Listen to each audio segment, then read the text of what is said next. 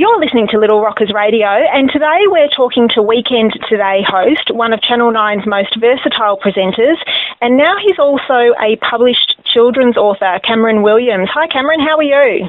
I'm well, Sarah. How are things with you? I'm quite excited with all the opportunities that are opening up now that I've got a children's book. Everyone's talking about it, and it creates a whole new feeling about perception with kids, because I'm starting to get little feedback stories from children now, and it's the most rewarding thing you can imagine doing. Yeah, I think it's just beautiful working. Obviously, I work within the children's market, having a radio station for children, and working with children and getting feedback on how what you're doing can, make their day easier or happier or what have you. It makes it a really rewarding thing to do, I think. Yeah, it really does. Deb Knight, who's my co-host on Weekend Today, was telling me the other day that her kids fight over whose turn it is to read the Christmas Peg, which is my story, and it just makes it seem so real. It hasn't seemed real up until the time that I start to get a little bit of feedback about it. So it's really pleasurable. Yeah. Now you've mentioned it's a Christmas Peg, and it stems, I believe, from a story that you used to tell your daughter to encourage her to go to sleep during the lead up to the silly season. And you've obviously gone from a story that you told your children to it being a published book. How did you go about that? Tell us a little bit about the story and how you went about it. Well, I feel a bit guilty about it, Sarah, because it just was all a little bit too easy for me. And I know that there are lots of people out there trying to get a book published, but two things happened that were really lucky for me. I was having trouble getting Archie, who's now 6, but she was 3 at the time. I was having trouble getting her into bed one night, and she was being a little bit cantankerous, and I said, look, it's a really bad time of year to be not listening to your daddy, because if one of Santa's helpers happens to see this, it could mean that you lose a toy from your sack. Now, she didn't take any notice at all of that. So I said, do you want to hear about the worst Christmas I ever had? And she thought that would be interesting, so she did. And I told her about the year I was so naughty that all I got for Christmas was a peg. And she was suitably horrified by that, and she wanted to hear more and more about it. So I had to quickly invent, another year after that was even worse, and then another one that got worse, and then there's a little tale of redemption. But finally, it worked in distracting her, and she thought it was a good idea to perhaps listen to me and cooperate and go to bed. But the next night she wanted to hear the story again, and then again and again and again. So we've refined it together, she and me. And she just happened to tell the story to my next door neighbour, who's an illustrator. Wow. And he thought, that might be fun to draw. So he said he sat up one night just having a giggle, because he could imagine Archie laughing along to the pictures he was drawing. And pretty soon he just said, look, I think we've already got a book. Let's go down and see if we can get it published. And thankfully Penguin said yes. Yeah, yeah. So it was all a little bit too easy, and that's why I say it doesn't really feel like it's real until people start telling me their own sort of family histories of reading the book, and that's what's made it so much fun for me. Yeah, absolutely. And tell me, does the story work on your children now, because they're obviously older, or have they heard it so many times now that you've resorted to some sort of different parenting hack to get them to go to sleep? Archie and me have moved on to many, many new stories, but Remy, who's now in the same target range, she's now 3. Yep. And now is being a little bit hard to handle. She really enjoys the book. Look, I think it only works as a cautionary tale. It only works 3 or 4 times. Yeah. You've got to enjoy it just as a story after that, because they get a bit immune to it. But the whole idea of the way it's been illustrated and the way that the story unfolds, Remy genuinely enjoys it as a story. She doesn't know her daddy made it up or that the next door neighbour illustrated it. So that's been giving me a lot of confidence that other kids would like it. So so far so good. Yeah, and does Archie feel a little bit of ownership over it as well, given that it's a story that you and her, well, that you told her, and that I suppose you've developed the story to a degree together? Yeah, she does feel a little bit of that ownership, and hopefully one day she'll feel a little bit of family history tied up in it. But right now, to be dreadfully honest with you, she's bored to death with it. She can't understand why Dad has to keep talking about the book. It's just a silly story. You know, we've all read it. So she's a little bit over it at the moment, but one day she'll come around to seeing that it was a fun little project for the family, I think. Yeah, absolutely. I can completely relate, because I started the radio when my children were right in the age group, so they were young, and now they're 6 and 8, so they think Little Rockers Radio is just dorky and boring now. But so I can totally relate. Now, I'm interested to hear. It's obviously turned into a book. Did you have a burning desire to be a children's writer at some stage, or did it really just happen that it just completely stemmed from this story that you told your daughter? Well, Sarah, I've got a pretty long history in journalism now, and I started off in newspapers, and like a lot of newspaper writers, I always felt that I had books there to write, some of them biographical, some of them novels, and I've started quite a few, finished none of them. So I did always feel that I might get something published one day, but I'm a bit surprised to see that it's a children's book.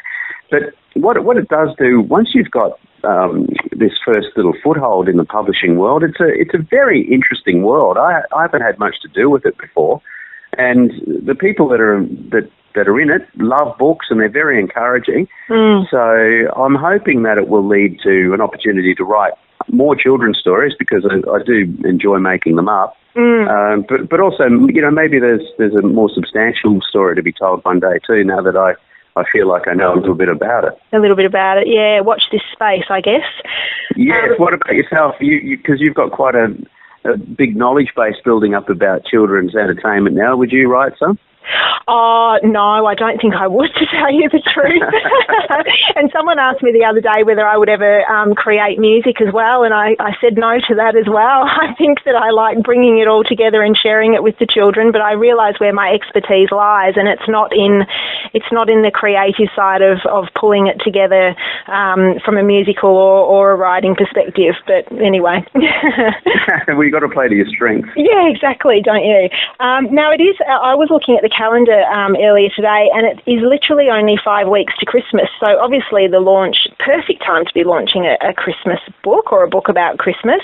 I'm keen to know how you spend Christmas with your family and how you celebrate.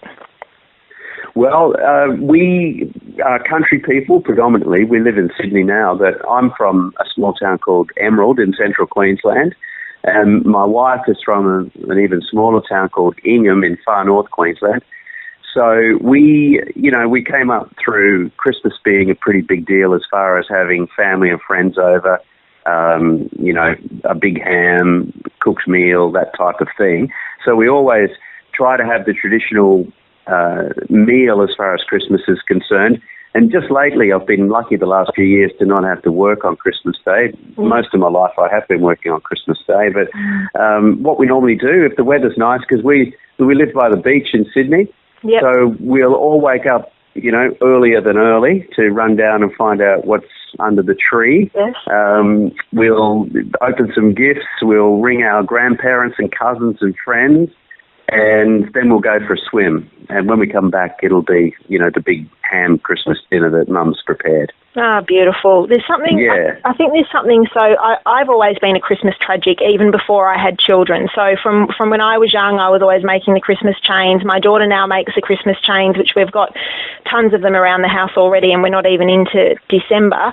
But there's something so special about once you have children and that Christmas festive season. And I don't think it's just when they're young. I think it's just having children in general that just makes the whole Christmas season so special again. Well, something that I'll remember forever is last year's Christmas, because we had to have it next door. Our house was being renovated, and like a lot of renovations, it was running behind time. So we actually didn't have a place to share our family Christmas in. So luckily our next door neighbours went away for holidays, and we had our Christmas there. But there was a crisis the night before when we all realised that Santa wouldn't know where to drop the toys off to.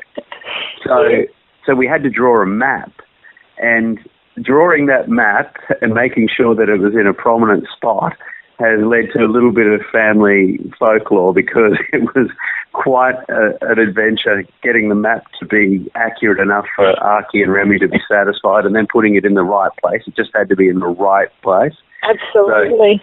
So, anyway, it all worked out because Santa found the open window we left for her. Beautiful, and it was all perfect in the end. Yes, it was. Oh, gorgeous. Now, I've got a few questions actually for you, just stemming away from Christmas, but a few questions for you just around being a dad, which you mentioned you're doing right now because you're home with the kids at the moment. I am, and they're being surprisingly quiet. It's been very good.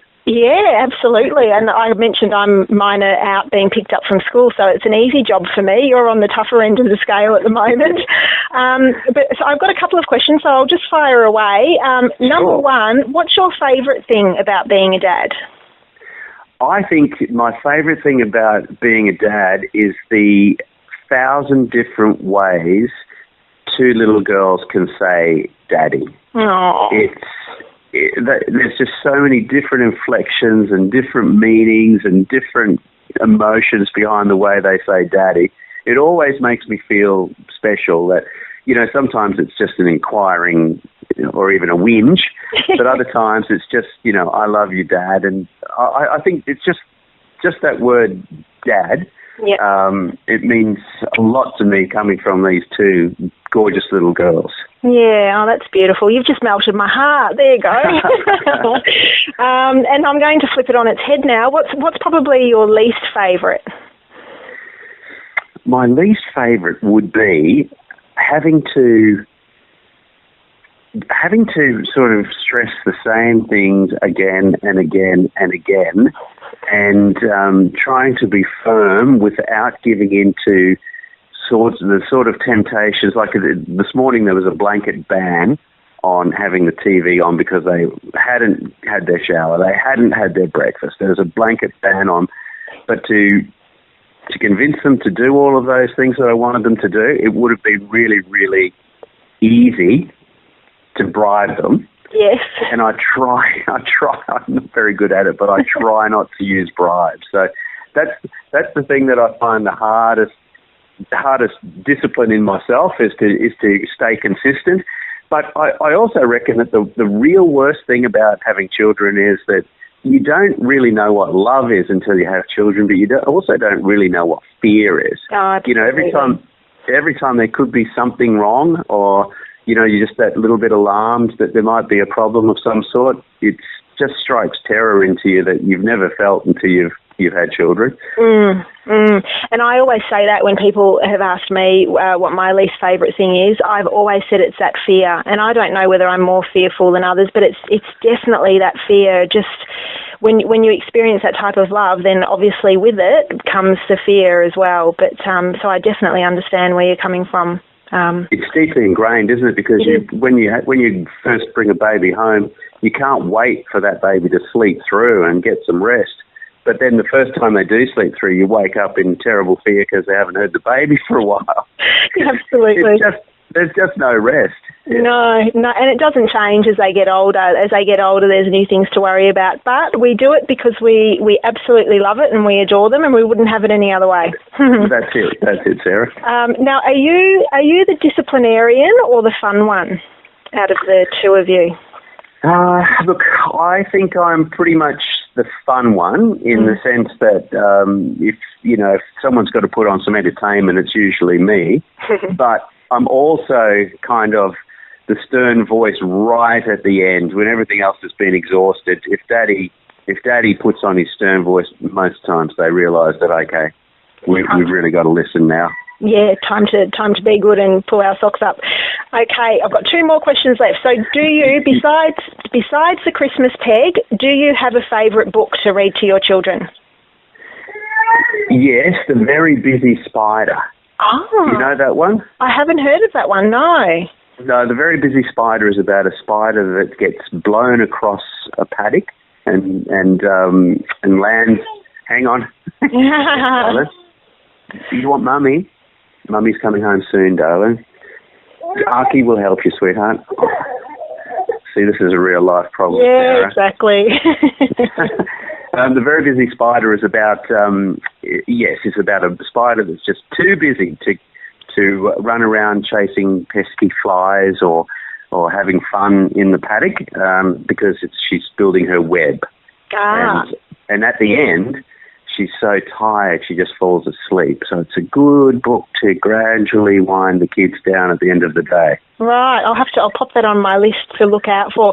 Now, final question. We, obviously, radio station for children, so we're all about kids' music. Do you have a song or a lullaby that you sing to your children on a regular basis? Yes, I do. When they wouldn't sleep, at the age where they were still in kind of baby Bjorns and that sort of thing, I'd sing Hush Little Baby, just the old classic. Yep. But I made up a song for each of them that is tailored to each of them. So I used to sing that to them now. But, if they were getting really, really fractious about something, I could sing that and it would relax them. But it's sort of worn off on them. They're both too aware of the words now. They want to change the words and get me to repeat them or whatever, so it's becoming less effective. Yeah, it doesn't quite work so much. I sing to my What about you? Yeah, well, I sing Hush to both of them, but it's changed now from Hush Little Baby to Hush My Big Girl and Hush My Big Boy, and that's something that I sing to them both twice. It has to be 2 times each night before they go to bed. And if I'm out and about or doing something, I have to call them and sing Hush over the phone before they go to bed, because they're just it's so part of their bedtime routine now that they're used to having me sing it to them each night. So it's kind of really sweet. It's nice. Yeah, that's lovely. Well, I count to 50. Do you? I count very slowly to 50 because they find that just the rhythm of that just rocks them off to sleep. Yeah, and mum or dad's voice is just nice anyway. It is. I often get up to about 80 before they actually do this. I think drift off. Now, I have a copy of your book, The Christmas Peg, which I'm going to give away. So I've got all of the details up on the website, and I'll also pop it through the Little Rockers Facebook page. And for people to enter, I just want them to let us know about what their parenting hack or story is to get the best out of their kids, especially in the lead up to the Christmas period. Our one in our house is the elves that come into the little alarm sensors, and when the red light comes on, that means that the elves are in our house and they're just having a little bit of a look around. So that's probably our hack story. So I'm going to pop all of that up on the Little Rockers website, and someone will be lucky enough to be able to win a copy of The Christmas Peg. But it's also available from all good bookstores, I assume. It is. It's available out there now as we speak. It's been on the shelves for a while. I believe it's going quite well. Big W has got them as well. Okay. I think most local bookstores have got them now, Sarah. Beautiful. All right. Well, I'll pop all the information, as I said, up on the website. And if they don't happen to win the copy that I've got, then go out and obviously grab a copy to read. It's a beautiful story just to read to the children in the lead up to Christmas. And you never know, you might get a night or two of them going to bed nice and early out of it. But thanks. I really appreciate your time and joining us today on Little Rockers Radio. And I hope that you and your family all have a great Christmas. Well, you too, Sarah, and keep up the good work because it's a wonderful station for kids and for their parents that are listening. It's really, really hitting the mark. Lots of people commenting about it. Beautiful. Thanks very much, Cameron.